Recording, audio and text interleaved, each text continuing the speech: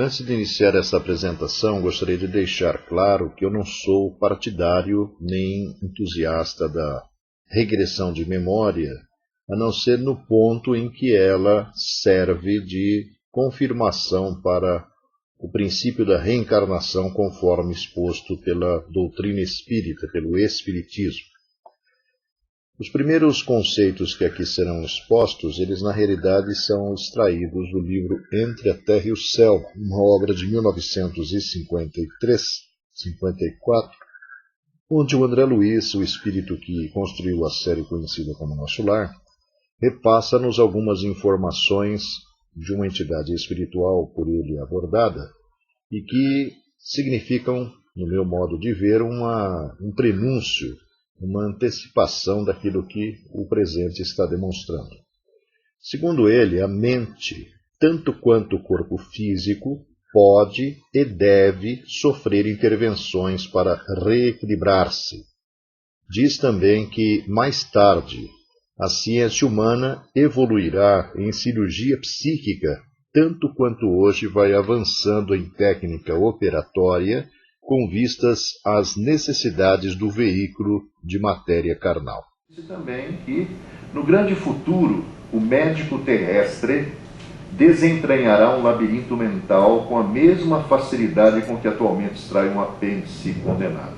E quando se fala em espiritualidade e saúde, cada vez mais vai se evidenciando que a mente do indivíduo é fator determinante no processo das doenças que ele enfrenta e também da restauração do equilíbrio que muitas vezes se busca através do especialista na saúde, né? Diz também isso aí: em obras de assistência ante quadros de transtornos psicológicos, é preciso recorrer aos arquivos mentais, de modo a produzir certos tipos de vibração para descerrar os escaninhos da mente nas fibras recônditas em que ela detém as suas aflições e feridas invisíveis. Porque nós vamos ver aí que a nossa memória é um arquivo, um banco de dados extraordinário, que absorve tudo aquilo que acontece no nosso entorno e tudo aquilo que é captado pelos nossos sensores naturais. Nós vamos ver aqui que temos 5 sensores, todo mundo sabe disso, e vamos ver aí a visão do engenheiro Gabriel Delany quando fala como é que isso vai sendo incorporado no ser e, através de uma vibratilidade maior em determinados momentos da estrutura que ele chama de inconsciente, que é o tal do corpo espiritual, isso reflui para a nossa mente consciente e muitas vezes nos faz, às vezes, refletir sobre coisas que se foram, a relação com aquilo que está acontecendo no aqui e agora. Finalizando, Clarencio faz essa observação também. As recordações do pretérito não devem ser totalmente despertadas, que é o que o Emmanuel vai falar em 1991, melhor dizendo, e é o que aconteceu comigo. Apesar de que o que me aconteceu foi um negócio tão surpreendente, porque a tal da hipnose induzida, ela nunca é profunda, ela nunca realmente leva o cara a um adormecimento total. Nós adormecemos parcialmente.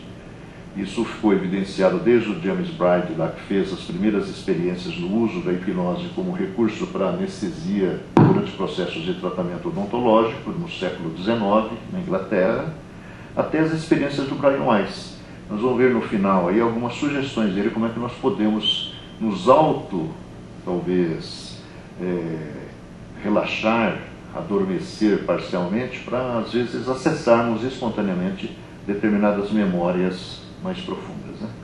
Então, ele chama a atenção que não devemos fazer isso, porque foi o que aconteceu comigo. Apesar que eu só cheguei no limiar, me assustei e voltei, e não quis voltar a fazer a experiência. A verdade para a alma é como pão para o corpo, que não pode exorbitar da cota necessária a cada dia. Toda precipitação gera desastres. Então a gente às vezes tem que deixar as coisas acontecerem e fluírem de uma forma natural, não é? Primeira pergunta: o que vem a ser regressão de memória? São só 15 respostas e 15 perguntas, mas vamos ver que tem muito conteúdo, porque a gente fez uma mesclagem com várias conexões da ciência e das confirmações que o Espiritismo nos apresenta. Então, o que vem a ser regressão de memória? É um procedimento que ao longo do tempo vem ganhando importância em discussões a respeito de tratamentos na esfera de transtornos mentais e sociais. E num outro evento que a gente participou aí semana passada, né, sobre isso, a gente teve a grata notícia que o Conselho Regional de Psicologia, ele é contra radicalmente isso, porque diz que existem riscos assim absurdos da pessoa muitas vezes não conseguir voltar para a atualidade. Que é uma possibilidade, mas isso depende das mãos que estão conduzindo o processo. Mas é exemplo do que aconteceu com Pasteur, quando levou para a comunidade científica a ideia de que nossas mãos estavam impregnadas de micro-organismos capazes de provocar a doença, o pessoal ironizou. Quando Marconi levou o aparelho de rádio para a comunidade científica ver o aparelho de rádio, disseram que é um truque de ventriloquia, não é? E por aí vai, não é? A ciência sempre está, muitas vezes, limitando um pouquinho o avanço das coisas, impedindo não pesquisa, como não aconteceu com o magnetismo de Mesmer, onde a Academia de Ciências da França, de onde se irradiava o conhecimento científico na época, não se interessou, apesar do pedido do Luís XVI, e a comunidade sempre fez uma pesquisa para dizer em Salpatrieri que aquilo lá era furado. E Nancy avançou um pouquinho mais. A mesma coisa em relação ao hipnotismo. Também foram feitas experiências na academia e eles julgaram que isso daí era furado também. O Freud fez experiências 50 anos depois, como o Jung também fez experiências com hipnose, mas também eles não quiseram aprofundar o assunto porque o escopo deles era outro. O Freud lutava contra o preconceito racial, que era judeu, e ele contra o preconceito científico, que achava que o diálogo com o paciente psiquiátrico era uma coisa que não levava a nada. E, na verdade, ficou demonstrado que a psicanálise traz benefícios extraordinários, né? Consiste na recuperação de dados, a regressão de memória, ou informações através de estados alterados de consciência, que essa expressão aqui agora virou, de uma certa forma, usual. A meditação é um estado alterado de consciência, a mediunidade é um estado alterado de consciência, a prece é um estado alterado de consciência. Todas as vezes que nós fazemos o mindfulness, que a senhora lá falou no seminário, né, no simpósio, é um estado alterado de consciência que concentra, que aliás é o tema que nós abordamos na segunda palestra lá da série que falava sobre pensamento, né? Alguns exercícios de fixação para que nós tragamos a nossa mente concentrada nas atividades que exercemos, para que a dispersão, além de não levar a um desgaste desnecessário, faça com que o resultado almejado seja melhor, né?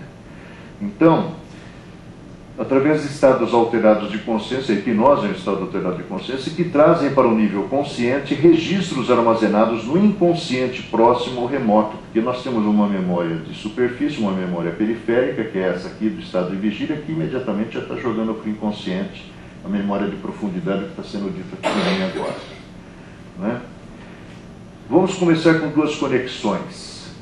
A primeira é desse engenheiro, era o responsável pela Escola Politécnica de Paris, no final do século XIX, e quando assim, comunicou-se que ele estava fazendo pesquisas nessa área, ele foi imediatamente afastado do cargo. Embora isso não tivesse nada a ver com religião. Na realidade, ele estava fazendo experiências para ver se durante o estado alterado de consciência promovido por uma transferência de energia magnética através das mãos, né, havia a esterilização de algum outro corpo do ponto de vista físico. Essa era a pesquisa que ele fazia. E ele tropeçou nisso daí. Pessoas que contemplavam, que assistiam às experiências se entusiasmaram, e vários outros personagens da Universidade de Paris fizeram pesquisas como ele fazia, dentro do critério, da metodologia que ele usava.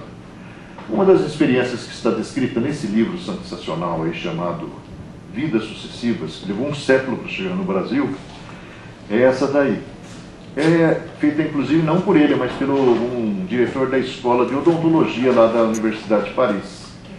Experimentos com a senhora J, ela não é identificada, em 1905, conduzida em várias sessões a 11 existências ou encarnações anteriores, revelando detalhes interessantes como nomes que tivera, idade, forma de morte, atividades exercidas, inversões aleatórias de condições masculina e feminina, fatos traumáticos, nomes paterno e materno, relações que ela tinha com personagens que fizeram parte da vida dela, inclusive do enredo da vida atual.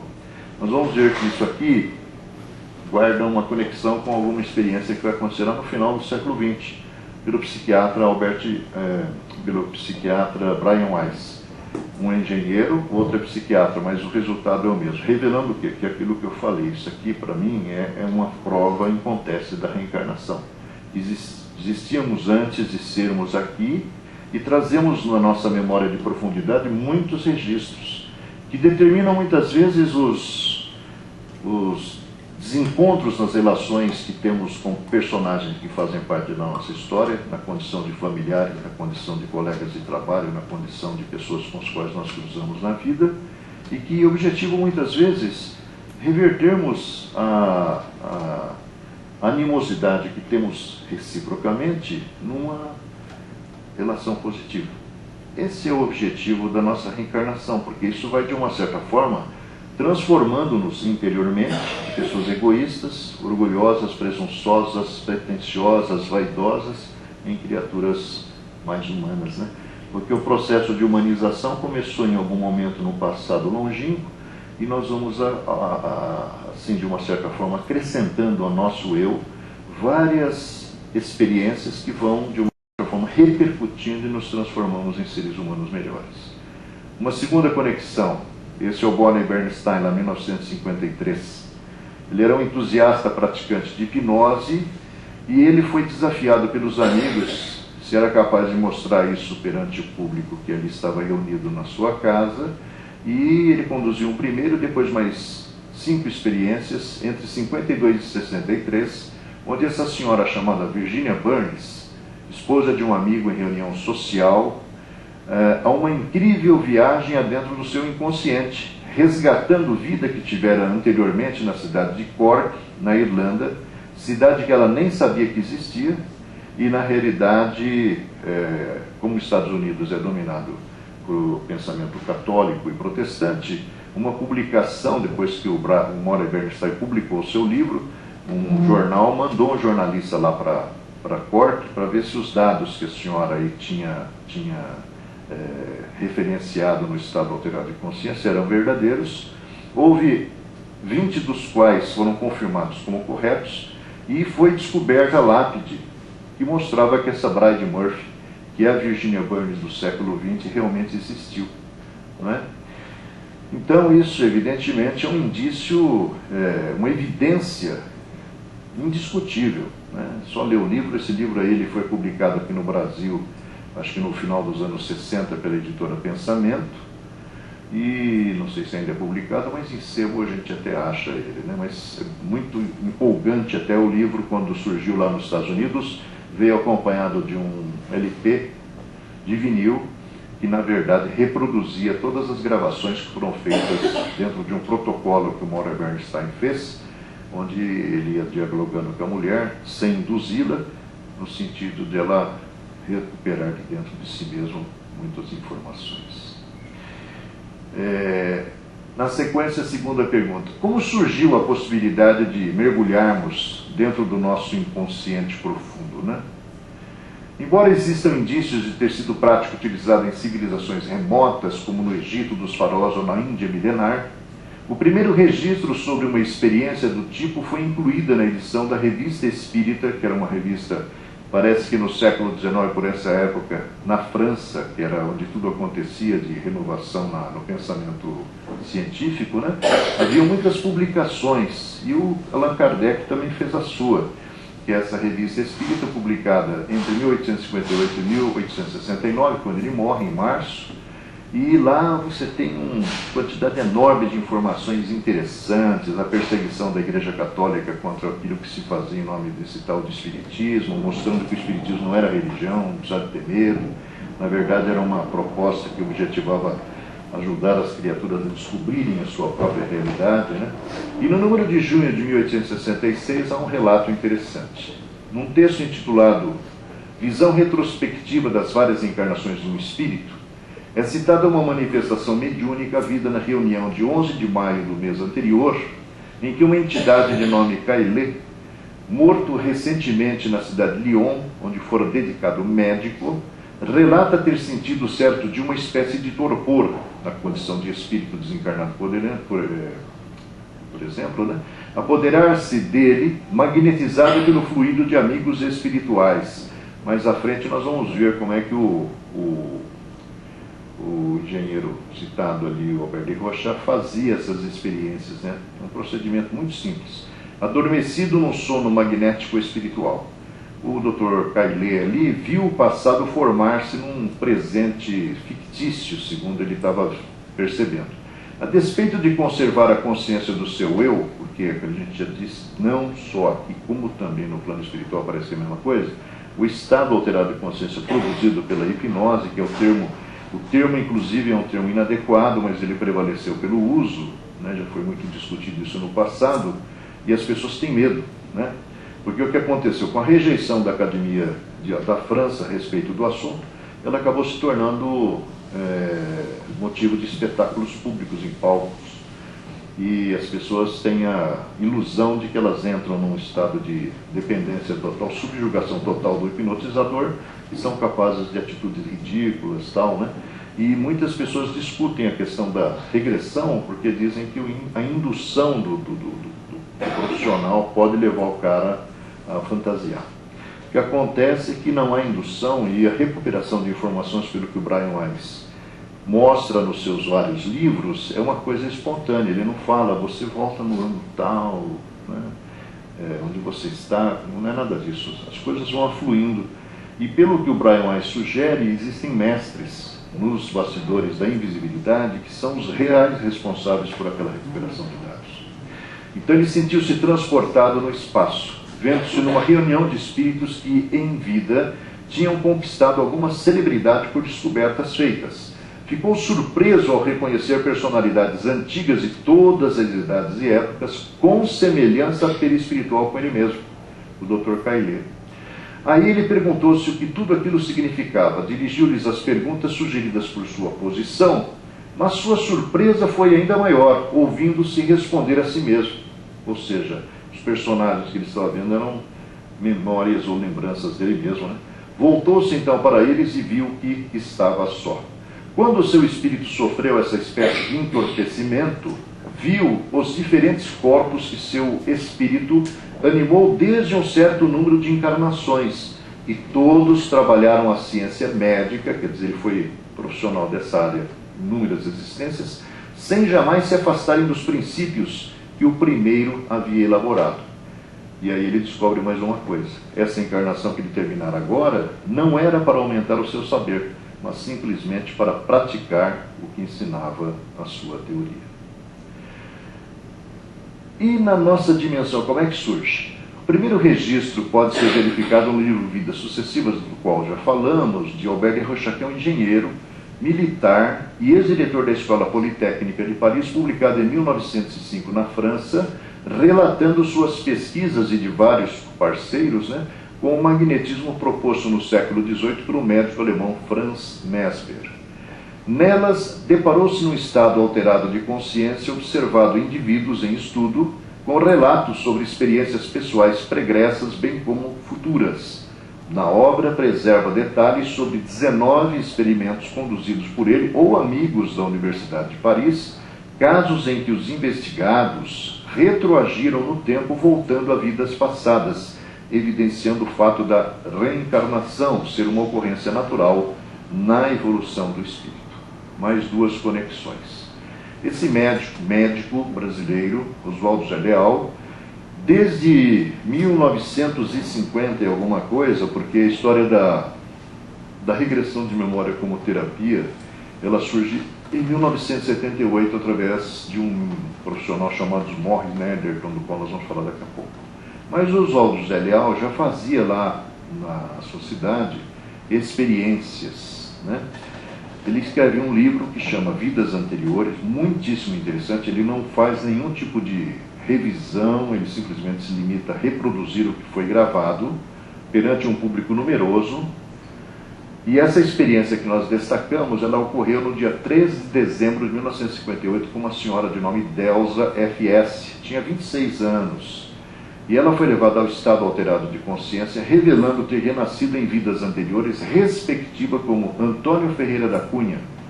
Uma coisa interessante, porque vai evidenciando aquilo que o Espiritismo falou lá no século XIX, nas questões 200 a 202, onde Kardec pergunta se a condição masculina e feminina, no que diz respeito ao espírito, ela se altera mesmo.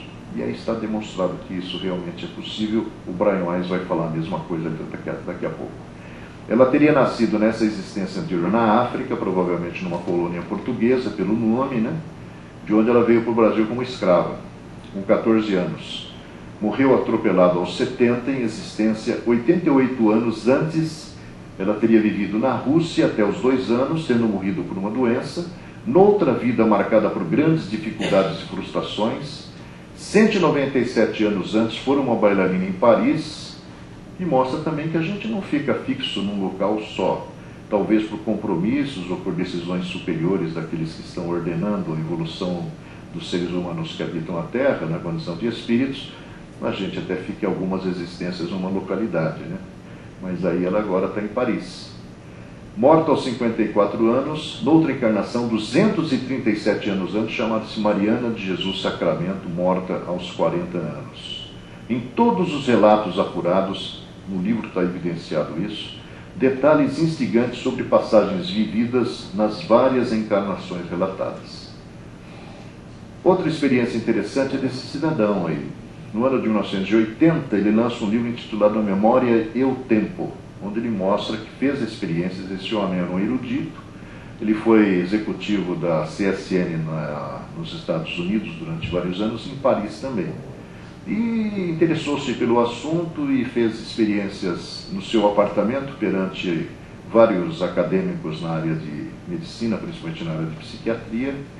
E entre outras experiências que ele relataria, mais especificamente, existe a de um jornalista amigo dele, chamado Luciano dos Anjos, que por sinal morreu ano passado. E o Luciano dos Anjos, ele foi submetido a uma experiência e ele revelou ter sido um personagem da Revolução Francesa. Ele chamara-se Camille Desmoulins, um dos personagens da Revolução, ligado a Danton, Robespierre e todo aquele pessoal lá, né? E detalhou muitas informações dos bastidores da importante página da história, porque aquilo que a gente conhece nos livros de escola não corresponde necessariamente à verdade.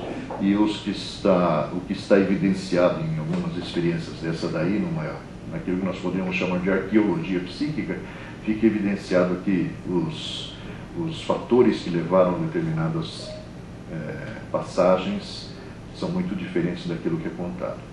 Disso nasceu um livro chamado Eu Sou Camille Desmoulins, que teve 4 edições pequenas e depois sumiu do mapa também. Hoje a gente, eu acho que só acha em sebo, até porque o Luciano brigou em algum momento com o Hermínio.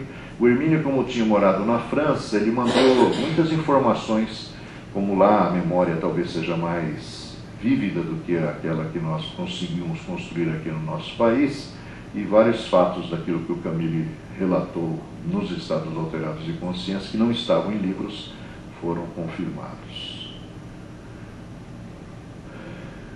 Questão número 4. Pelo exposto, conclui-se que a memória é de fundamental importância no processo evolutivo. Sim, o ser, a individualidade, o espírito que somos nós, recapitula nos primeiros dias da existência, e o Sr. André Luiz, falando no livro Evolução em Dois Mundos, da existência intrauterina, no processo reencarnatório, todos os lances da sua evolução filogenética.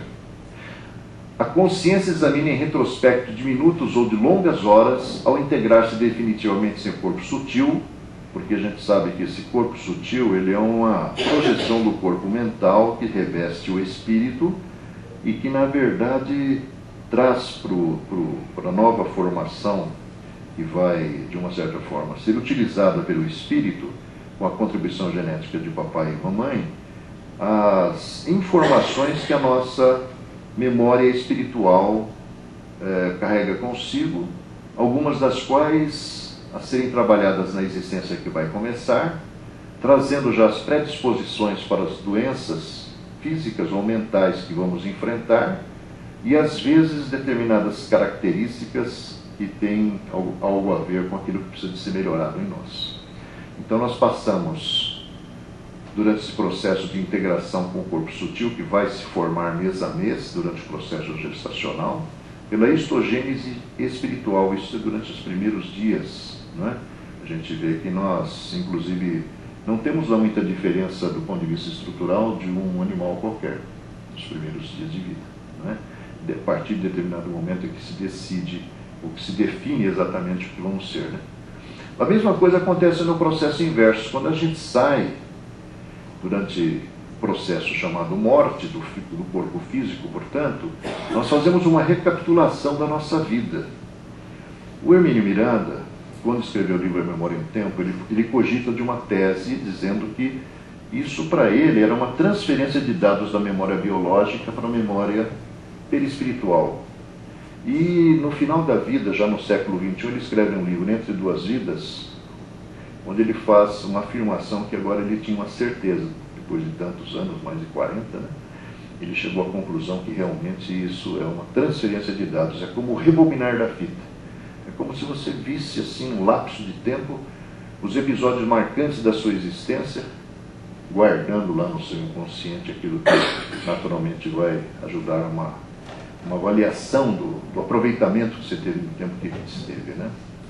Então, nos prodígios da memória que se referem aos desencarnados, quando descrevem para os homens a grande passagem para o sepulcro, os personagens que foram estudados pelo Raymond Moody Jr., que escreveu o livro Vida Depois da Vida, e mais alguns outros tratando do assunto, reunindo inclusive experiências de outros colegas médicos americanos que viveram com pacientes que retornaram à vida, pelo processo de ressuscitamento natural, mecânico, artificial, enfim, eles falam dessa regressão que fazem durante os momentos em que estiveram mortos.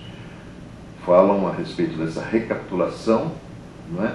Falam a respeito de outras coisas, um túnel, personagens iluminados, que eles pressupõem ser Deus, que teria vindo buscá-los, né? Mas o mais importante é esse detalhe.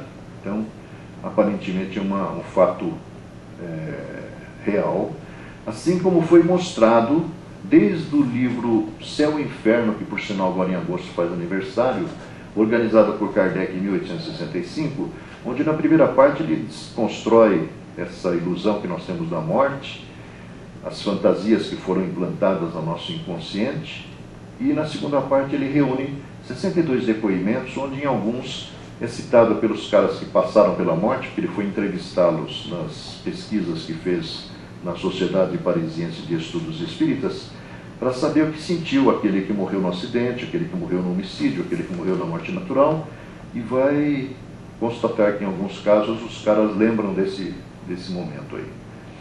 E aí a explicação do André Luiz é que a mente, no limiar da recomposição do seu próprio veículo, seja no renascimento biológico ou na desencarnação, revisa automaticamente de modo rápido todas as experiências por ela vividas, imprimindo magneticamente as células. Esse detalhe aqui é interessante porque o André Luiz escreveu isso em 59, mas na ciência do século XIX, o livro A Evolução Anímica do engenheiro Gabriel Delany fala que a ciência já tinha essa impressão, que a gente vai ver depois o Bruce Lipton recuperar agora no final do século XX, um livro A Biologia da Crença. Imprimindo magneticamente as células que se desdobrarão em unidades físicas e psicossomáticas, porque o corpo espiritual também é organizado em cima de células que têm as suas especificidades, as suas especializações, e quando vamos organizar o corpo físico também com as contribuições genéticas lá do masculino e do feminino. No corpo físico e no corpo espiritual, as diretrizes a que estarão sujeitas, quer dizer, já está impresso lá, dentro do novo ciclo de evolução em que ingressam, seja no plano espiritual ou no plano físico. Acresce lembrar ainda, como nota confirmativa de nossas asserções, que esporadicamente, encarnados saídos ilesos de grandes perigos, que é a experiência da IQM, como acidentes e suicídios, nessa época ainda não se estudava o assunto, porque o livro é de 59 e IQM é dos anos 70. Frustrados, relatam semelhante fenômeno de revisão das próprias experiências, também chamado visão panorâmica e síntese mental, que é algumas expressões do ocultismo lá do passado remoto. Questão número 5. Com base nas informações reveladas pelo Espiritismo, como entender a memória? A memória pode ser comparada à placa sensível, que ao influxo da luz guarda para sempre as imagens recolhidas pelo espírito no curso dos seus inumeráveis aprendizados dentro da vida. Essa é uma imagem também lá dos anos 50. E o DVD, que é exatamente isso, é uma placa sensível que o laserzinho grava as imagens e as informações que precisam ser preservadas. Cada existência de nossa alma em determinada expressão de forma é uma adição de experiência, conservada em prodigioso arquivo de imagens que, em se superpondo umas às outras, jamais se confundem. Está no livro Entre a Terra e o Céu, lá de 54. Que é a memória, senão uma espécie de álbum mais ou menos volumoso, para termos uma imagem analógica, né? E se folheia para encontrar de novo as ideias apagadas e reconstituir os acontecimentos que se foram. Esse álbum tem marcas nos pontos capitais. Então, uma música, um aroma, um pôr do sol, um nascer do sol, são essas marcas. Uma data de aniversário, um acontecimento, uma perda, que de uma certa forma nos surpreendeu, nos impactou, um acidente que tenhamos sofrido, são essas marcas capitais da nossa memória. De alguns fatos, o indivíduo imediatamente se recorda. E o Gabriel Delany estuda isso no livro Evolução Anímica, é muito bacana. Nós vamos pegar só um pedacinho daqui a pouco, mas é fascinante a forma como ele explica isso. Para recordar-se de outros, é-lhe necessário folhear por longo tempo o álbum. A memória é como um livro, aquele em que lemos algumas passagens facilmente, nolas apresenta aos olhos. As folhas virgens ou raramente perlustradas têm que ser folheadas uma a uma, para que consigamos reconstruir um fato sobre o qual pouco tenhamos demorado atenção. Quando o espírito encarnado se lembra, sua memória lhe apresenta, de certo modo, a fotografia do fato que ele procura. A memória é um disco vivo e milagroso, reafirma o André Luiz. Fotografa as imagens de nossas ações e recolhe o som de quanto falamos e ouvimos. Por intermédio dela, nós somos condenados ou absolvidos dentro de nós mesmos, porque lembranças, às vezes remotas, nos fazem alimentar um relacionamento extremamente conturbado, turbulento, tempestuoso, né? Porque lá está gravado dentro de nós. Nós vamos ver lá no final a visão que o André Luiz nos apresenta sobre isso, que pode degenerar em processos psicológicos ou psiquiátricos graves. Aí é o Gabriel Delany falando, engenheiro. Como se constroem os registros de memória? Bom, tudo é energia no universo. Isso aí é ponto capital, né? Hoje a ciência diz isso. Movimentada em forma de vibração. A própria física quântica hoje sustenta-se em cima de algumas teorias, teoria das cordas, supercordas, a partir dessa afirmação que é lá do início do século XX. As vibrações, diz Gabriel Delany, visuais, como cores e imagens, olfativas, como aromas e odores, sonora, como sons, ruídos, táteis, como calor e frio, gustativas, como gosto e sabores, captadas pelo ser humano, excitam ou provocam estímulos nos sensores, que a gente nem dá muita importância, né? Olhos, nariz, ouvidos, pele e língua, carregadas pelo sistema nervoso ao cérebro, um átimo de tempo, que as interpreta como sensações, né? Então, tudo é sensação provocada pela vibração da energia, construindo a imagem com cores diferentes, com ruídos ou sons diferentes, assim por diante. Então, essas sensações do cérebro passam ao perispírito, que o Gabriel Delany chama de inconsciente, via epífise, na forma de percepções. Então, as sensações se transformam em percepções, transformando-se em um traço. Ele chama de traço, que é, na verdade, um registro de memória. A intensidade e duração são elementos fundamentais para efetivarem-se as gravações que permanecerão em estado passivo ou de ínfimos movimentos vibratórios, até que por um aumento da vibratividade perispiritual revertam do inconsciente ao consciente a partir da visualização daquilo que você ouve, daquilo que você sente de cheiro, daquilo que você sente de gosto. E ele diz que mesmo que essa intensidade e duração não sejam suficientes para fazer uma fixação de uma forma assim mais profunda, nada se perde. Todo o ruído, ele na realidade fica, de uma certa forma, arquivado, armazenado dentro do seu inconsciente. Essa reviviscência ocorre normalmente quando você está recuperando o dado, podendo apresentar lacunas conforme a idade. Então, a gente vai envelhecendo, nosso corpo físico vai também sofrendo desgaste natural, os neurônios consequentemente, e evidentemente a velocidade em qualquer reação não é uma velocidade como é enquanto nós somos jovens. Ou o estado de saúde do indivíduo, quando você está limitado por uma doença, algum episódio que, de uma certa forma, limitou o funcionamento normal daquele órgão que é, de uma certa forma, importante. Tudo que se aprende e sente classifica-se mecanicamente, é um processo natural, né, dentro de nós, não é preciso você pensar. Mais duas conexões. Doutora Edith Fiore, americana. Bom, ela escreve alguns livros interessantíssimos. Ela também tropeçou na história da regressão, ela não estava fazendo isso intencionalmente. Um dia, a exemplo de outros profissionais da área, ela, na realidade, resolveu utilizar a hipnose superficial para fazer aí o relaxamento de um paciente, e esse paciente começou a falar de elementos que determinavam os problemas que ele estava enfrentando física, psicológica e socialmente agora. No caso, tem casos de homossexuais que recordam de coisas passadas. Esse episódio que nós destacamos aí é de uma mulher jovem que tinha fobia por cobras. Ela sonhava, tinha pesadelos com cobras pelo menos 2 vezes por semana, dos quais despertava aos gritos, assustada. Bom, na regressão de memória, que ela disse que não acreditava, depois que ela ficou sabendo pela médica ali, pela profissional da medicina ou da psicologia, ela na verdade não acreditou. Não acreditava em reencarnação, até porque a cultura americana, como a gente falou aqui, o atavismo, leva-nos muitas vezes a ter restrições, não pelo que nós aprendemos agora, mas pelo que a religião nos ensinou lá atrás. Então nós trazemos no nosso inconsciente algumas limitações, alguns bloqueios, né? E no estado de transe profundo, porque ela tentou uma hipnose superficial, mas a mulher mergulhou num transe mais profundo. Revelou-a em outra vida numa cerimônia antiga, que se realizava provavelmente na América Central, envolvendo sacerdotes nativos que dançavam com cobras venenosas na boca diante de uma pirâmide.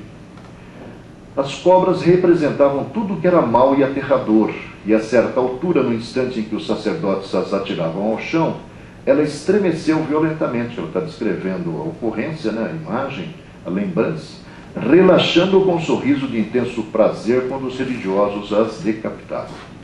Bom, o que aconteceu foi que ela não acreditou nessa história toda, mas na sessão seguinte ela confessou que não tinha mais sonhado com cobras. E o mais interessante é que ela fala que tinha feito um acampamento com o marido numa área meio selvagem, sem medo, coisa que ela não conseguia fazer antes de ter aflorado de dentro dela essa lembrança. A outra é essa intelectual inglesa, que aos 8 anos muda para os Estados Unidos, fica órfã de pai, sente-se rejeitada profundamente pela mãe, já adulta faz um curso universitário, acaba casando-se, tem uma filha, separa-se, aí ela reencontra ou encontra um personagem que será marcante na vida dela. Que quando ele morre aos 70 anos, ela entra numa depressão profunda, cogita inúmeras vezes do suicídio, mas na realidade católica temia o que viria depois, presumivelmente. O nome dela, na verdade, é Janet Taylor Caldwell. Ela é autora daquele livro Médico de Homens e de Almas, que conta a história de Lucas, ou do São Lucas, né, que é o cara que escreveu lá o Ato dos Apóstolos e o Evangelho. Ela foi uma escritora consagrada, bilionária, e, na verdade, na depressão, foi convencida por um amigo intelectual a se submeter a umas experiências de regressão para tentar entender por que ela tinha aquela compulsão suicida depois da morte do marido. Bom, foi feito um protocolo. Durante várias sessões, ela, no estado alterado de consciência, revelou coisas incríveis do seu passado. E, na verdade, quando ouviu aquilo lá, também não acreditou, porque a religião tinha plantado na cabeça dela a ideia de que reencarnação é coisa de louco, né? E ela, na verdade, foi, durante esse estado alterado de consciência, levado a voltar muitas existências onde ela dizia seu nome, o local em que viveu, as experiências que marcaram sua existência e muitas existências interrompidas por mortes violentas, inclusive suicídio. O marido da vida atual, pelo qual ela era perdidamente apaixonada, ressurgiu várias vezes, representando, como na experiência atual, um amor verdadeiro com quem viveu histórias de grande intensidade emocional, que é aquilo que o cara fala ali, né? Intensidade e duração é o que fixa mais fortemente dentro do nosso inconsciente. Questão número 7. No processo de recuperação de memórias, além do magnetismo utilizado por Desrochers, o hipnotismo parece ser um meio de grande utilidade, apesar das restrições enxergadas por alguns. Como a espiritualidade vê esse procedimento? Diz o nosso amigo André Luiz, no livro Libertação, quer dizer, ele repassa o pensamento de um instrutor espiritual lá qualquer, seja o Druso, acho que é o Druso, o hipnotismo é tão velho quanto o mundo, e é recurso empregado pelos bons e pelos maus, tomando-se por base, acima de tudo, os elementos plásticos do perispírito. Sob a hipnose, nossa memória pode regredir e recuperar-se por momentos. Isso, porém, é um fenômeno de compulsão. E em tudo convém satisfazer a sabedoria da natureza. Tem que deixar acontecer naturalmente. Libertemos a mente que já sob a lama do arrependimento, do remorso, da culpa que nos trouxeram de volta para cá, e esse exemplo divino refletirá o sol com todo o esplendor da sua pureza. Nos atos mais complexos do espírito, para que haja sintonia nas ações que envolvam compromisso moral, é imprescindível que a onda do hipnotizador se case perfeitamente à onda do hipnotizado, com plena identidade de tendências ou opiniões, qual se estivessem ligados moralmente um ao outro nos recessos da afinidade profunda. Tem que haver uma interação entre o profissional e o paciente, portanto. Qual a relação de memória, da memória com o perispírito ou corpo espiritual? O perispírito, esse é o Gabriel Delana de novo, está ligado ao corpo por intermédio do sistema nervoso.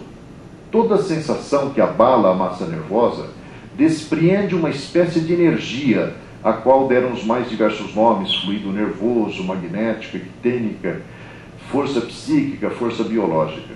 Essa energia age sobre o perispírito para comunicar-lhe um movimento vibratório particular, segundo a área nervosa citada, visual, auditiva, tátil, muscular, de maneira que a atenção da alma seja acordada e que se produza o fenômeno da percepção. Desde esse momento, essa vibração faz parte, para sempre, do organismo perispiritual, porque, em virtude da lei de conservação da energia, ela é indestrutível. Então, começa com a captação pelos sensores, chega ao cérebro, transforma-se em sensação, transfere-se para o corpo espiritual, vira percepção. O processo inverso, estimulado por algum agente externo, seja, às vezes, a indução profissional que está tentando recuperar alguma coisa, ela acaba produzindo os efeitos almejados. Sem dúvida, poderá desaparecer do campo da consciência, mas persiste inalterada nas profundezas dessa memória latente, a que hoje se chama inconsciente, um pouquinho antes do Freud. A memória se inscreve no perispírito por camadas sucessivas, por assim dizer, pois que nos fenômenos de regressão de memória, cada idade recupera todos os acontecimentos contemporâneos. E esse dado é interessante porque comigo aconteceu assim também. Eu fui voltando, com sugestão lá do profissional, de 5 em 5 anos. E ele usa um exemplo interessante. No caso de uma pessoa de 19 anos, por exemplo, estão associados os acontecimentos da sua vida de maneira indissolúvel. Tudo que aconteceu naquele período. Não se confundem nem com os de antes, nem com os depois. E realmente é assim. É possível comparar a ação do corpo espiritual à de um campo de força, magnética ou elétrica, porque se sabe que estes podem agir sobre a matéria por meio de linhas de força que formam desenhos mais ou menos complicados. Está no livro Reencarnação, do Gabriel Delane. Mais 2 conexões. 2 perguntas, 2 conexões. Esse é do Brian Weiss. É um caso dos vários livros publicados e traduzidos para o português. É uma senhora alcoólatra, há muitos anos, periodicamente se consumindo em bebedeiras terríveis. Ela não enquadra-se no perfil maníaco-depressiva, não precisando de lítio. A infância dela foi atormentada, sem resultados após 8 anos de psicanálise. Aí eles fazem regressão. Na regressão, ela revela que em outras existências, seus pais, ela e seu marido atuais, tinham mantido repetidas vezes relacionamentos abusivos e afetados pelo consumo de álcool. E isso o Espiritismo fala, que nós trazemos, como nós somos herdeiros de nós mesmos, nós estamos inexoravelmente ligados aos desvios de comportamento do passado. Seja a dependência química, seja a dependência no campo assim emocional, né? Nós, na realidade, somos herdeiros sempre de nós mesmos e, pela lei da afinidade, estamos ligados a pessoas que muitas vezes têm as mesmas características.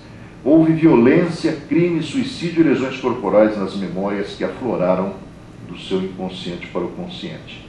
Porém, ele diz que a mulher, ao ouvir, ao contrário daqueles outros casos citados, ela levou a sério. E, na realidade, ela resolveu romper com esse padrão, vendo que várias existências, e essa aqui estava indo para o brejo de novo, foram comprometidas, fracassadas por conta dos comportamentos. Então ela resolveu mudar. E ela mudou e salvou a família, porque ela resolveu amar a todos, largou o álcool e resolveu partir para uma recuperação de todas através do seu comportamento, né? Positivo contra o destrutivo que ela, na verdade, de uma certa maneira, acumulou aprendendo as lições de vida que, infelizmente, foram muito tristes. Agora, algumas conclusões desse cara aí. Ele não é qualquer um, ele além de professor, PhD, diretor de hospital, na área da psiquiatria. E ele, nos livros, ele apresenta algumas conclusões diante de vários casos que tratou, e olha que interessante o que ele vai falar. O conceito de reencarnação, ele é judeu.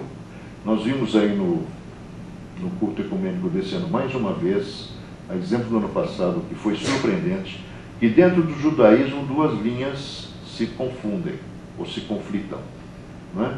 Aquela senhora que fez lá a exposição, ela falou que dentro do judaísmo tem a ala que acredita na ressurreição e a ala que acredita na reencarnação. E não poderia ser diferente, porque o Moisés, ele se formou nas escolas iniciáticas do Egito. E ele trazia a ideia da ressurreição até por conta das pirâmides onde os caras eram sepultados e sabia-se que eles voltariam, por isso que guardava-se comidas e familiares e escravos lá dentro com ele, não é? Mas também todos os conhecimentos religiosos da antiguidade, porque os conhecimentos dominantes no Egito eram na verdade uma mixagem, como sempre acontece, como o catolicismo é uma mixagem. O catolicismo mistura judaísmo, catolicismo e protestantismo, cristianismo, né? O nosso amigo Imhotep, o Hermes Trismegisto, o Hermes 3 vezes grande, segundo a avaliação dos gregos, ele misturou mazdeísmo, ele misturou hinduísmo, misturou um monte de coisa e fez a proposta. Porque de tempos em tempos parece que existem essas sínteses do pensamento religioso que vão influenciar o surgimento de outras. E dentro dessas escolas sempre existe o lado esotérico, que é reservado para os cardeais, arcebispos, e o lado do povão. E o lado do povão sempre é na direção da satisfação das expectativas. Então nós adoramos, por exemplo, imagens. A antropologia, ela diz que o pensamento religioso evolui da litolatria, onde nós vimos a representação das divindades nos dólmens, nas construções de pedra. Avançamos para a fitolatria, do qual ainda resulta o incenso. Passamos para a zoolatria, que na realidade no Egito tem uma demonstração bem evidente na esfinge, que é metade animal e cara de homem, ou de ser humano. E outras divindades têm cara de águia com corpo humano. E nós temos na Índia, ainda hoje, muitas representações de divindades na forma de animais, como Shiva, que é uma elefoa, não é? E nós avançamos daí para a Grécia da mitologia, onde nós temos as várias referências no astral, onde nós vemos lá em Marte, o deus da guerra, onde nós vemos em Vênus, a deusa da fertilidade, da sensualidade, onde nós vemos em Saturno, uma outra representação, assim por diante. Isso vem para o mundo através do Império Romano, que na verdade, a partir de determinado momento, tromba com Jesus. Porque o Jesus ele veio para falar-nos a respeito de um Deus único, mas não aquele Deus judaico que na verdade objetivava fazer com que aquele povo fosse domado, que era um povo de 400 anos de subjugação do povo egípcio, que era politeísta. Então Moisés inventou um Deus que era capaz de descer um cacete naquele que não fizesse aquilo que ele determinasse. Aí Jesus veio ensinar o Deus amor, o Deus Pai, que também não conseguiu convencer a humanidade, né? Porque aqueles que são profitentes de várias crenças hoje fazem a guerra, se explodem, estragam a vida dos outros, patrimônio alheio, não é? Então o conceito de reencarnação, segundo o médico psiquiatra, explica e esclarece os relacionamentos da vida presente, por tudo aquilo que ele viu. Constantemente o que aconteceu no passado distante continua influenciando os relacionamentos. A recordação de vidas anteriores não é essencial e necessária para todos, tanto é que todos os pacientes não foram submetidos a isso, o profissional avalia. Aí, na palestra que nós temos sobre isso, uma profissional da área da saúde mental disse que hoje isso é muito usado, né? Agora existe profissional e profissional em todas as áreas. Existem religiosos e religiosos, não é? Então, aquele que é coerente, que é prudente, vai saber avaliar se é caso de tentar fazer essa experiência, porque nós vimos lá pelo Clarencio, nem todo mundo tem que fazer. Nem todo mundo carregou bloqueios ou cicatrizes que sejam significativos na vida presente. Às vezes, na vida presente, nós começamos errado, pela influência que recebemos pelo meio em que ressurgimos. Há exemplos, há casos que a gente tem conhecimento aí no convívio com muitas pessoas, de pessoas que tiveram uma infância atormentada, onde o testemunho do pai batendo na mãe é uma coisa assim de chorar no canto, e que marca para toda a vida, né? Com frequência, o ênfase deve ser colocado no presente e não no passado, sugere o Dr. Brian. Das experiências que alguns pacientes têm no estado de entrevida, ou seja, enquanto está se morto, está se vivendo, está se evoluindo também. Ele, Brian Weiss, passou a acreditar que é antes do nascimento que escolhemos a família de cada existência, que é o que o Allan Kardec falou lá no século XIX. Invariavelmente, nós somos sempre ligados ao mesmo grupo, invertendo papéis. Ou repetindo, com frequência são almas que conhecemos e com quem interagimos de muitas maneiras em outras existências. No decorrer de nossas vidas, mudamos de sexo, de uma vida para outra. Mudamos de religião, de uma vida para outra. E também de raça. E o Brian Weiss diz que os mestres, quando você é um cara intolerante, racista, eles dão um jeito de você reencarnar na próxima existência no meio daqueles que você odeia. Você odeia os negros, vai nascer lá no meio. Você odeia judeu, vai nascer lá no meio. E assim por diante, porque isso de uma certa maneira vai obrigando você a ver que todo mundo é igual, né? A fim de aprendermos a ver a vida de todos os ângulos. Somos todos alunos aqui. A morte nada mais é, diz o Brian, concluindo aí as suas pesquisas, nada mais é do que a passagem por uma porta, imagem muito bonita, né? Que nos leva para outra sala, de vida para vida, de vida encarnada para desencarnada, desencarnada para encarnada. Voltamos repetidamente para aprender certas lições como amor, perdão, compreensão, paciência, percepção, ausência de violência. Temos de desaprender aquilo que resulta de antigos condicionamentos, como medo, ira, cobiça, ódio, orgulho. Só então nos formamos e podemos deixar a escola, certamente indo na direção de outras moradas da casa de nosso Pai. Questão número 9. Por que esquecemos o passado? Olha aí, Kardec. Se em cada existência é lançado um véu sobre o passado, o espírito nada perde do que adquiriu no passado, só esquece a maneira como adquiriu, diz o grande mestre. Se compararmos a um estudante, pouco lhe importa saber onde, como e com quais professores fez o terceiro ano, se chegando ao quarto sabe o que se ensinou no terceiro. É assim que, ao reencarnar, o homem traz por intuição e como ideias inatas o que adquiriu em ciência e moralidade. Digo em moralidade, pois se durante uma existência ele melhorou, se aproveitou as lições da experiência, quando voltar será instintivamente melhor. Isso é evolução. Seu espírito amadurecido na escola do sofrimento e do trabalho terá maior solidez. Longe de ter tudo a recomeçar, ele possui um capital cada vez mais rico, sobre o qual se apoia para adquirir mais. O esquecimento temporário é um benefício da providência, ele vai dizer por quê. A experiência é muitas vezes adquirida por rudes provas e terríveis expiações, geralmente criadas por nós mesmos, cuja lembrança seria muito penosa e viria a somar-se às angústias das tribulações da vida presente. Se os sofrimentos da vida parecem longos, o que seria então se sua duração aumentasse com a lembrança dos sofrimentos do passado? Seria agradável recordar-se de haver sido enforcado pelo que fez? Não nos perseguiria a vergonha ao pensar que o mundo soubesse o mal que cometemos? Que importa o que tenha podido fazer e sofrer para espiá-lo, se agora se é um homem respeitável? Mas aí, olha que ele vai. Aos olhos do mundo, um novo homem, aos olhos de Deus, um espírito reabilitado. Libertos da lembrança de um passado inoportuno, agimos com mais facilidade. É um novo ponto de partida. As dívidas anteriores estão pagas. Está no indivíduo não contrair novos.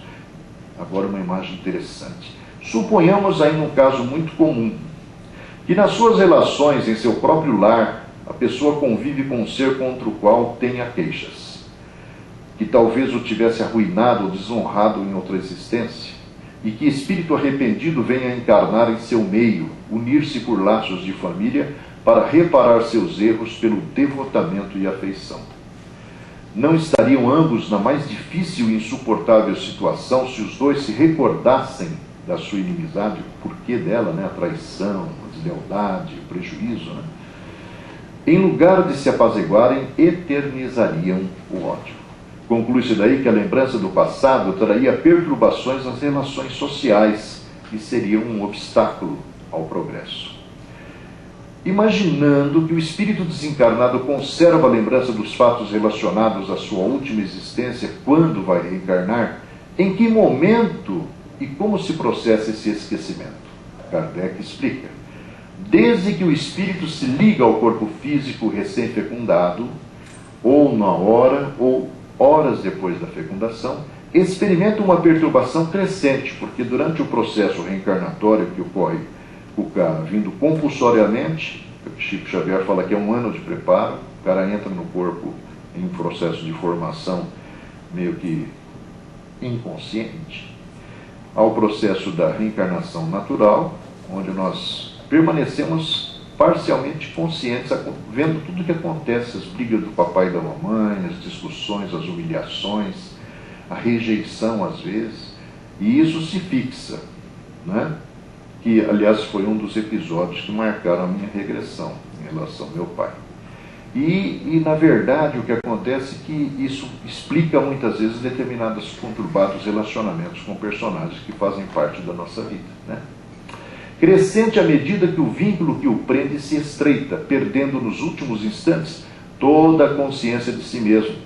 Então, as regressões não conseguem acessar esse período do processo final da reencarnação. Alguns dizem que a partir do 7º mês a gente começa a desligar totalmente para religar na hora que a gente respira desse lado, de forma que ele nunca é testemunha consciente do seu nascimento. No momento em que a criatura respira, o espírito começa a recobrar suas faculdades, que se desenvolvem à medida que se formam e se consolidam os órgãos que devem servir para a sua manifestação. Ao mesmo tempo em que recobra a consciência de si mesmo, perde a lembrança do seu passado, sem perder as faculdades, qualidades, aptidões adquiridas anteriormente. Por isso que às vezes a gente vê um mecânico que conhece muito de construção de carros, ou conhecemos um músico que conhece muito a respeito de composição, aptidões que estavam momentaneamente, enfermeiros que conhecem muito mais de medicina, aptidões que estavam momentaneamente estacionadas em seu estado latente e que, em retomando sua atividade, vão ajudá-lo a fazer mais ou melhor o que anteriormente o não fez.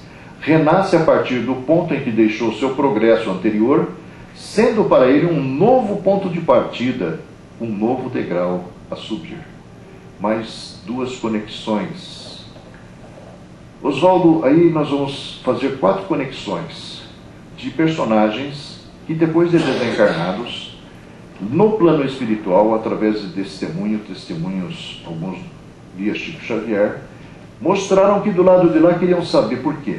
Esse homem, professor universitário, Rio de Janeiro, cidade de Campos, sai de férias em julho de 74 com a esposa, 2 filhas e uma pajem, e ele, alguns quilômetros depois da cidade, na época não tinha cinto de segurança, não tinha procedimentos assim que garantissem a sanidade, a integridade do motorista, houve um capotamento, ele foi jogado longe, pela janela da frente do carro, caiu com a cara dentro de uma poça d'água, a mulher atordoada saiu procurando ele e salvou-o de morrer sufocado. Mas ele morreria algumas horas depois em Três Rios, cidade para a qual foi levado, não tinha resgate, mas foi socorrido lá, mas já acabou morrendo no hospital. Aí lá no plano espiritual, o espírita que fora, a gente como espírita se acha, e queria satisfação, porque não tinha justificativa, ele estava extremamente integrado na atividade do movimento espírita de Campos, que é muito ativo, queria satisfações.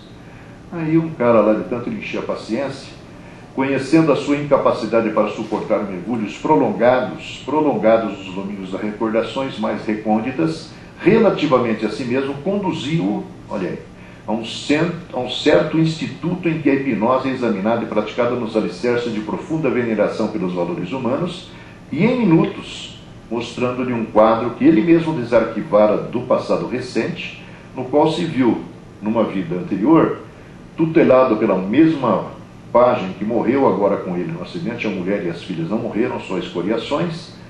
A mulher morreu e naquela existência em que ele se viu, ela estava associada a ele. O nome dela nessa existência que era Eliceia.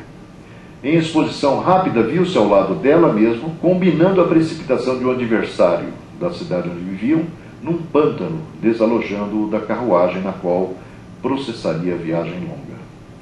O outro caso, esse homem é Mauri Ferrari.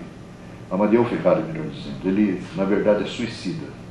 Ele estava se preparando para voltar, e parece que nesses processos, como está descrito no livro Memórias de um Suicida, do Camilo Castelo Branco, capítulo 18, edições modernas, e capítulo 3, da segunda parte do livro antigo, do livro original, um livro que surgiu em 1926, mas só foi publicado em 1954, ele conta o seguinte: ele foi, na realidade, suicida nessa existência como Amadeu Ferrari aqui no Brasil, e, na realidade, foi levado a voltar no tempo para ver se, gravando dentro de si as memórias mais pregressas, ele não reincidiria no suicídio que interrompeu a sua vida aqui. E aí ele viu-se na condição de um personagem, nessa vida aqui, ele se matou porque ele trabalhava num banco, deu um desfalque.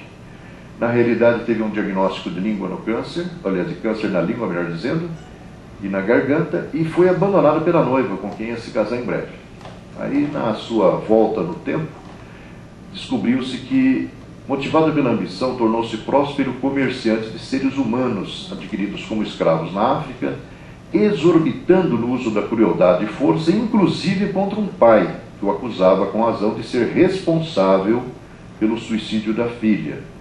Para calar a boca do escravo que veio lá encher na porta da sede da fazenda onde ele morava, ele chamou os capatazes lá, mandou segurá-lo e enfiou um ferro quente na boca do homem e matou o homem ali mesmo. Na verdade, aos olhos do mundo isso aí não significou nada, porque o escravo era um animal mesmo. O tempo rolou, ele enriqueceu, voltou para Portugal, anos depois desencarna, e aí tem toda a história que está descrita lá no Memórias de um Suicida, que vai marcar muito aqueles que o leram. Na resposta à questão 243 do Livro dos Espíritos, lê-se que depois da morte a alma vê e apreende num golpe de vista suas passadas migrações. Isso ocorre de fato? Kardec, olha que interessante o que ele fala. O Livro dos Espíritos não é um tratado completo de espiritismo. Não faz senão apresentar as bases e os pontos fundamentais que se devem desenvolver sucessivamente pelo estudo e pela observação, que a gente até certo ponto vê acontecer hoje. Diz-se, em princípio, que depois da morte, a alma vê suas migrações passadas. Lá no livro está escrito mesmo. Mas não diz nem quando, nem como, isto se dá. São detalhes de aplicação que são subordinados às circunstâncias. Sabe-se que nos espíritos mais atrasados, a visão é limitada ao presente, ou pouco mais, como na Terra. Ela se desenvolve com a inteligência e à medida que adquirem o conhecimento da sua situação. Aliás, não se deveria crer, mesmo nos espíritos mais adiantados, que tão logo entrem no mundo espiritual, todas as coisas lhe apareçam subitamente, como numa mudança de decoração à vista, nem que tenham constantemente sob os olhos o panorama do tempo e do espaço. Quanto às suas existências anteriores, eles as veem em lembrança, como vemos pelo pensamento que éramos e fazíamos nos anos anteriores, as cenas da nossa infância, as posições sociais que ocupamos. Essa lembrança é mais precisa ou confusa, às vezes nula, conforme a natureza do espírito, segundo a providência julga, a propósito apagá-la ou reavivá-la, como recompensa, punição ou instrução. Aí a gente lembra do Dr. Cailê lá, né? Como é que ele foi rever todas as suas 5 existências anteriores. É um grande erro acreditar que as aptidões, as faculdades e percepções são as mesmas em todos os espíritos. Realmente, na Terra, nós temos desde seres selvagens até seres altamente intelectualizados.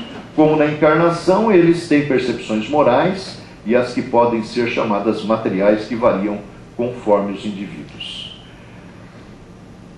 12ª. Como se alcançaria esse estado alterado de consciência indutor à regressão?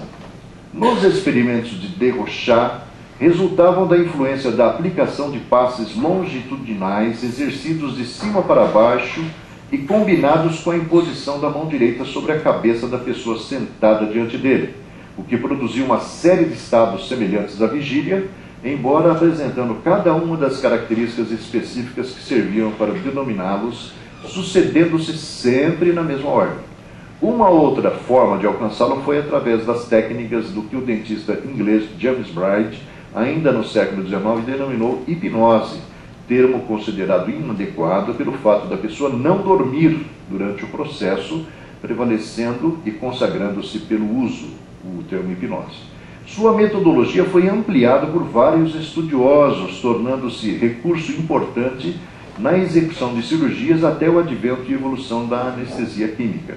Mais recentemente, o psiquiatra Brian Weiss incluiu entre as formas a autoindução ao estado alterado de consciência, o relaxamento profundo através da respiração controlada, bem como a meditação que clareia a mente, que, quando limpa, favorece insights, percepções e talvez lembranças de outras vidas que podem surgir espontaneamente. As 2 últimas conexões, o Fausto João Stuck, que caiu também de avião ali na região de Votuporanga, e na verdade ele também quis saber por que ele tinha 20 e poucos anos. Ele pediu exames para saber o motivo pelo qual perdeu o corpo numa queda de avião. Foi conduzido por mentores competentes, junto dos quais pôde ver, num processo de regressão, no plano espiritual, portanto, as causas da desencarnação violenta pela qual foi obrigado a alcançar. Disse que conseguiu observar cenas tristes de que fora protagonista há mais de 300 anos, nas quais se via na posição de algoz de vasta comunidade humana, no interior da Europa, atirando pessoas humanas a postos de tamanho descomunal por motivos sem maior importância. Assim, ele precipitou muita gente do alto de montes ásperos e empedrados, com o objetivo de conquistar destaque nas posições de finança e poder. As faltas cometidas permanecem impunes por ausência de autoridades nas localidades de sua atuação à época, mas, perante a justiça divina, os disparates levados a efeito foram assinalados pelo resgate em tempo oportuno, veio se dar aqui no Brasil. Desse modo, ele afirmou para o sobrinho, porque isso faz parte de uma mensagem que o sobrinho relata aos pais, afirma que, tendo arrasado a vida de muita gente do ápice de montanhas alcantiladas e espinhosas, conseguiu liberar-se com angústia por ele sofrida na queda da máquina que o resguardava. Disse para o sobrinho que a morte o liberava de pagamentos quase inexequíveis e, já que devia unicamente o remate de débitos contraídos, considerava o acidente aéreo uma solução benigna para ele, que se vê agora sem a mácula de culpas anteriores. Por fim, o Luiz Roberto Maffei está falando de um outro caso. Ele morre de lúpus aqui na cidade de Sorocaba, 26 anos, engenheiro, E ele, na realidade, conta que tinha uma amizade que ele fez lá no plano espiritual e manifestava-se extremamente indignado com o fato de visitar a sua casa aqui na dimensão em que estamos e encontrar lá uns obsessores atazanando a mulher e as filhas. E aí, tanto ele fez que um diretor de serviço aconselhou a ele um tratamento com análise de fotografias correspondentes ao seu passado próximo. Tratava-se de um aparelho complexo que ainda em determinado tempo deverá chegar à Terra para o conhecimento dos homens e a consequente comprovação mecânica da reencarnação. Lá no livro Memórias de um Suicida tem um espelho ectoplásmico que é utilizado e faz com que do nosso interior se projetem naquela tela algumas imagens. Recurso, por sinal, utilizado também nos trabalhos de tratamento espiritual nos centros espíritas. Alguns amigos do plano espiritual designam tal aparelho com o nome de preterografia. Tal aparelho tem o cunho de prestar observações do pretérito das pessoas pelas imagens correspondentemente colhidas. Durante 2 dias, o Joaquim, que é aquele cara de quem ele está falando, foi ao gabinete de preteriografia e no exame final das chapas colhidas ficou ciente de que fora um chefe desumano do tempo de Dom João VI no Brasil. Exorbitava das funções de mordomo de uma das casas imperiais e mandava açoitar fosse quem fosse, além de privar diversos subalternos de conforto e alimentação conveniente. Estuprava jovens servidores da Casa Real sem compaixão e, para com as que engravidassem a conta dele, as atirava em lugares ocultos do rio Paraíba. Quando o amigo viu a extensão de suas faltas, chorou de remorso e reconheceu que os obsessores que lhe fustigavam a casa eram vingadores contra ele, espíritos infelizes ainda fixados ao mal, provavelmente ligados também às personagens que remanesceram aqui na nossa dimensão, no caso, suas familiares. A associação entre pessoas atraídas por compromissos no âmbito da família, a fim de resolver divergências do passado, somente são possíveis pelo esquecimento. Isso é lógico. Há como perceber quando os relacionamentos objetivam esses fins maiores? Em obediência às lembranças, diz André Luiz, vagas e inatas, homens e mulheres, ungidos uns aos outros pelos laços da consanguinidade ou dos compromissos morais, se transformam em perseguidores e verdugos inconscientes entre si. Os antagonismos domésticos, aquelas divergências, os temperamentos aparentemente irreconciliados entre pais e filhos, esposas e esposas, parentes e irmãos, resultam de recapitulações retificadoras do pretérito distante. Nas obras do Brian Weiss, onde faz descrição de atendimentos, a gente vê muito frequentemente isso aí. Sentem e veem na tela mental dentro de si mesmos situações complicadas e escabrosas de outra época, malgrado os contornos obscuros da reminiscência, carregando consigo fardos pesados de incompreensão. Penúltima pergunta. Através de Chico Xavier, o orientador Emmanuel escreveu uma mensagem posicionando-se ante as experiências de regressão. Isso é 1991, quando começou aí a se discutir muito no meio espírita, inclusive, esse assunto. O que diz ela? Emmanuel fala: se fomos trazidos à Terra para esquecer o nosso passado, valorizar o presente e preparar em nosso benefício o futuro melhor, por que provocar a regressão de memória do que fomos ou fizemos, simplesmente por questões de curiosidade vazia, ou buscar aqueles que foram nossos companheiros a fim de regressar aos desequilíbrios que hoje resgatamos? A nossa própria existência atual nos apresentará as tarefas e provas que em si são a recapitulação do nosso passado em nossas diversas vidas, ou mesmo somente de nossa passagem íntima na Terra, fixada no mundo físico, curso de regeneração em que estamos integrados nas chamadas provações de cada dia.